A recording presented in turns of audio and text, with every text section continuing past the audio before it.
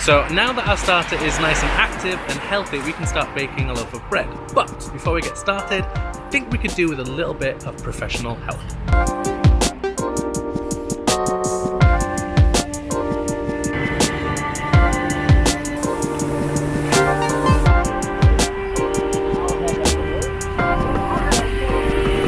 So we've come back to my old neighbourhood into East London, and we're coming to visit one of my favourite bakers that I used to visit all the time when I was here, Dusty Knuckle, and we're here to meet Tom, who is the baker who runs their baking school. Also, I brought him a loaf of my sourdough so he can try it, see what he thinks, see if we're on the right track.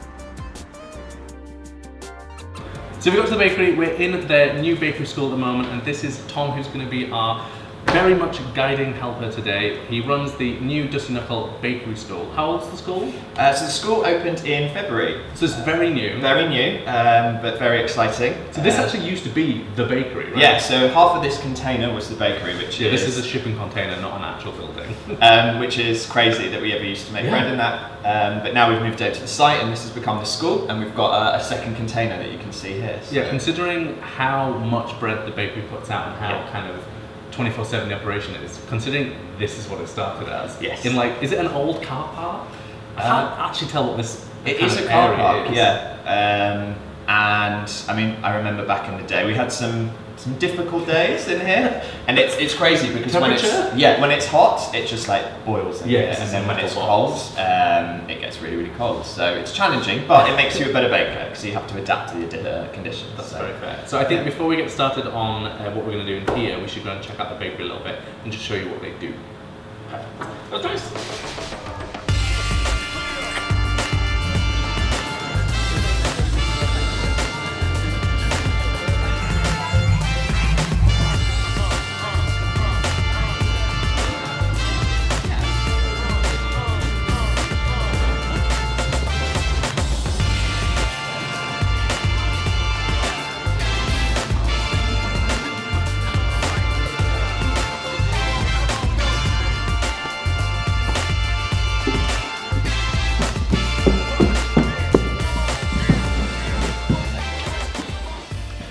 So the thing that I've always had the most issue with is shaping.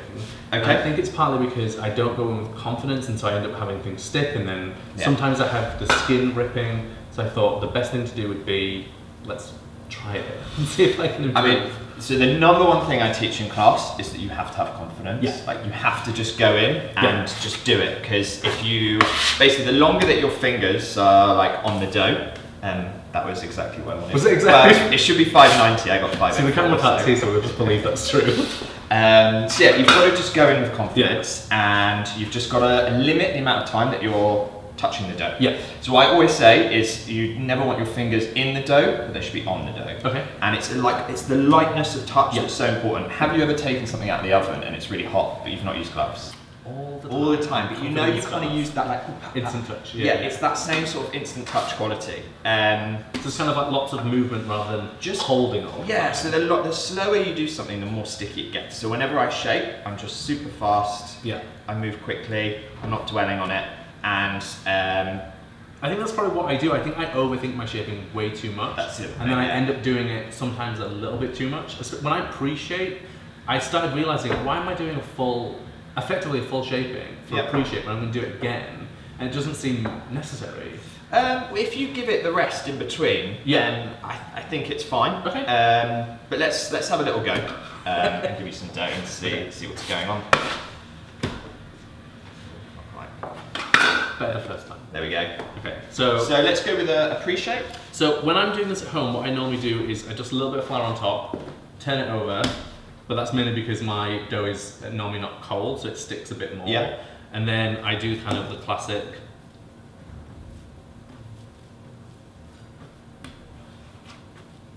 Okay. That was the okay. No, that's really good. Okay. That's like great. I think though. That sounded like the okay of like so teaching. The only thing I'd say is that that's a really good shape. Okay. And if that is your pre-shape, then it's too much. I've started not doing that anymore. That was more naming. Yeah. So normally, so if you do that and then you do it again, that's way too much. See, that's what I started originally was doing. Now when I pre-shape, I do much more what you do. Just a couple of turns. Yeah. Turn it over. Yeah, exactly. And that's a good idea. I mean, that's a really good shape. I mean, if you feel that and you feel that, they're like And you're feeling for you're feeling for tension. Yeah, so you're feeling for tension, like you want it to feel quite solid, you want it to sit proud. So when you shape, if this is the table, you want it to be like that. If it's more like that, there's not enough tension. And so one of the questions that we've gone through was that people often have, when they turn the dough out, it spreads. Yeah. And I always think that's not doing enough tension built in through the shaping of the dough originally, so through the stretching, not doing that enough maybe, or not doing it effectively. So after they've shaped or before? So often it's when they turn the dough out. Yeah, okay. So I think it's probably this and the original building intention. Yeah, so it can definitely be lack of folds, not shaping tight enough. Yeah. It can also be a sort of lack of fermentation. Okay. So the best way to think about it is that fermentation actually increases strength, because as those yeasts are like digesting the flour and releasing the gases, they're slowly pushing the gluten strands. So if your dough is really bubbly like this, then it's going to be stronger as well. Okay. So it's like there's a relationship there. And the other thing, which I think is sort of the number one issue that people face when they're making sourdough, is that their starters are too acidic. Okay. So they haven't fed it regularly enough, or they haven't. It's still in that really. Yeah, and if you smell it and it's like, if you kind of go, whoa, then you know it's too acidic. Yeah. And it's not right. And what happens then is that leads to really slack dough. So do you think that's partly because people are, so when I first started doing sourdough and I wasn't having a lot of success, I would refrigerate my starter and I would take it out, feed it once and then use it. Now I have a tendency, because often if I'm not baking for a couple of weeks, I often get a little bit of hooch on top. Yeah. So now what I try to do is when I take it out of the fridge, I try and do at least 3 feedings much better. Before I bake it, because then the smell is much more pleasant, much softer, and it doesn't have that kind of like pull your face away. And the bread's better for it? Oh, way better. Yeah. So absolutely. In every way, not just taste, but in texture and everything. So you can't just take your starter out of the fridge, feed it once, and then expect it to work. I mean, it's just been in hibernation. So it's gonna be like tired, grumpy, it's gonna hate you. You need to like give it some love, give it some feeds, 2-3 days maybe. Yeah.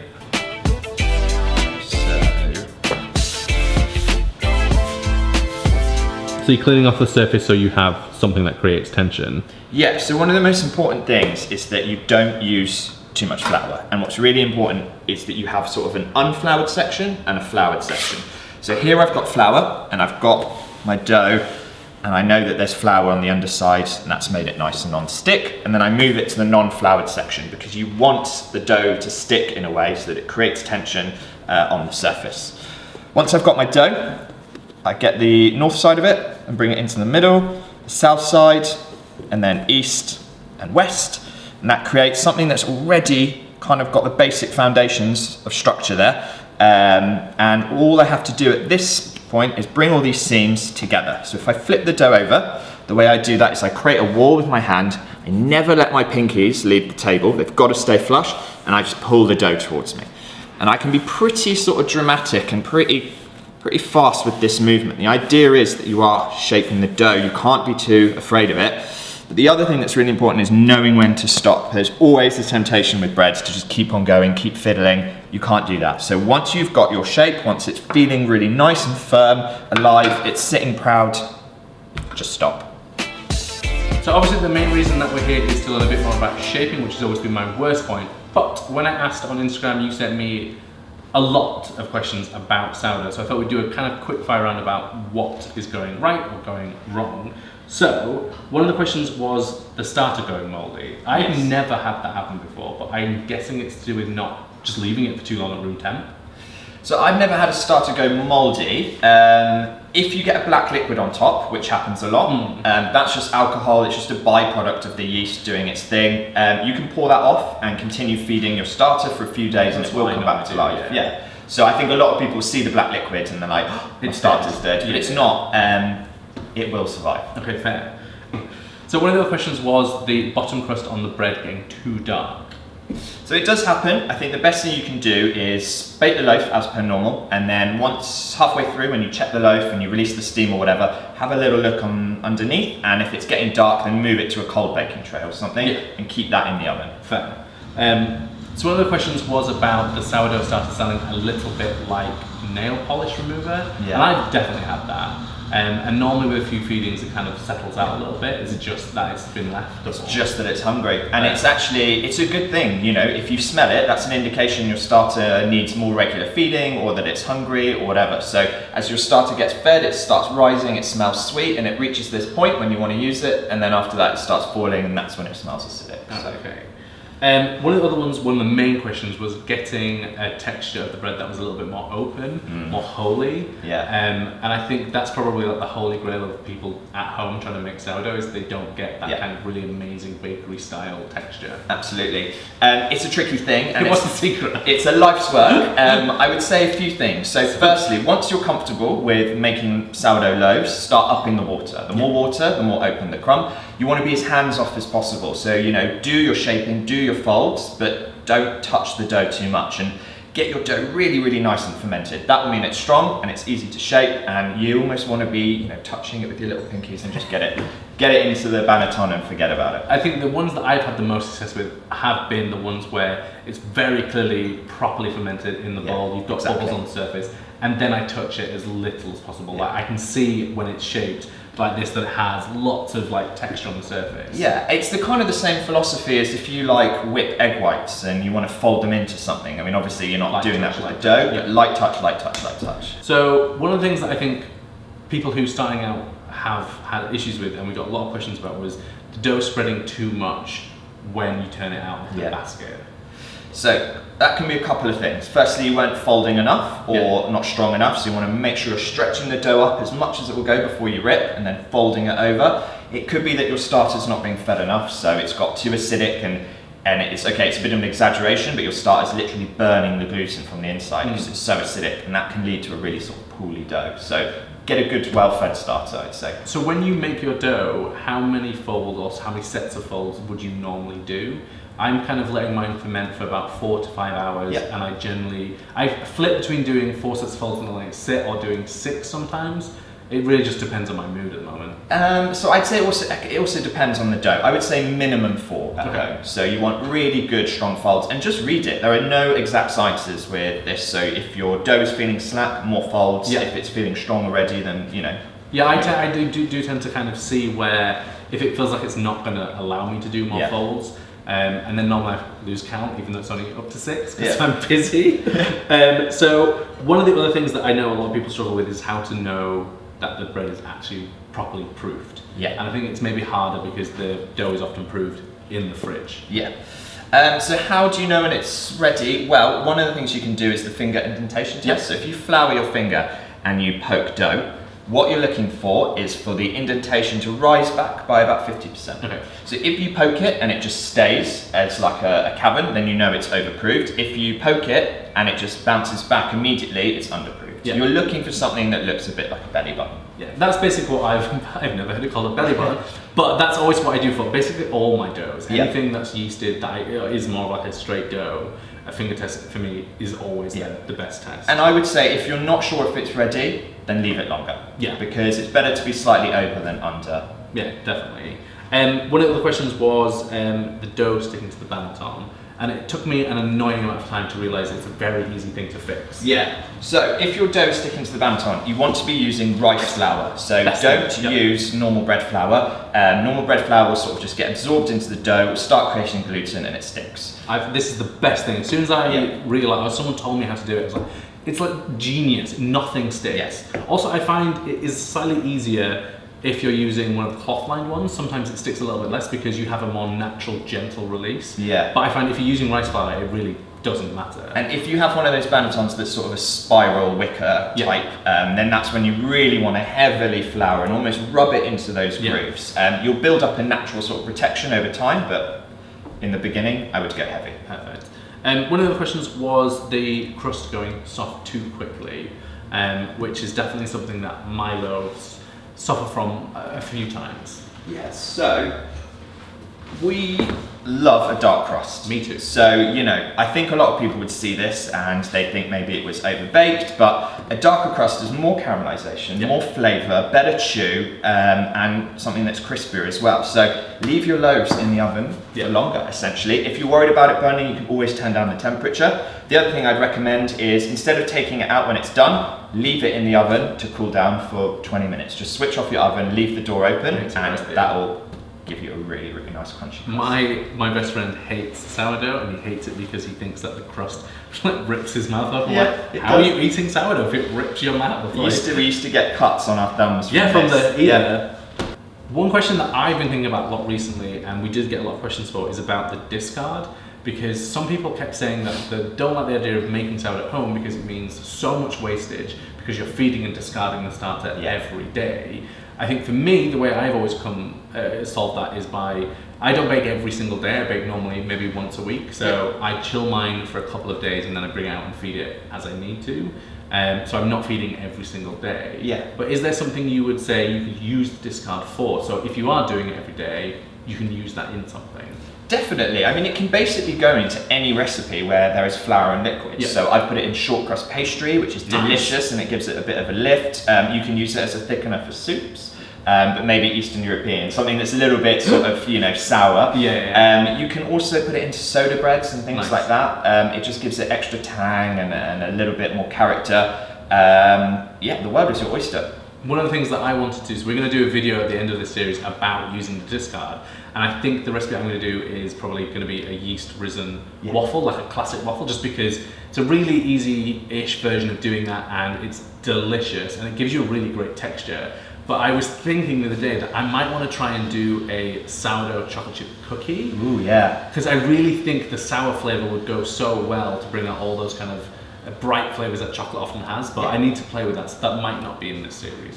That sounds delicious. I mean, it can basically go in anything. I mean, it's a really good resource to have. I think, as well, people often think it has to be sourdough or it has to be yeast, and there's no reason you can't mix the two. So if your starter isn't quite ready, you can always just make a yeasted loaf and put some of your sourdough starter in. And that'll add a little bit of flavour, a little bit of everything. So I think the last thing we need to do is get the loaf that I made this morning, cut into it, and see if you think it's a worthy loaf or whether it needs some more work. I think this is actually the first time an actual baker has tried my my sourdough. You can be honest. It's a delicious crust. Okay, good.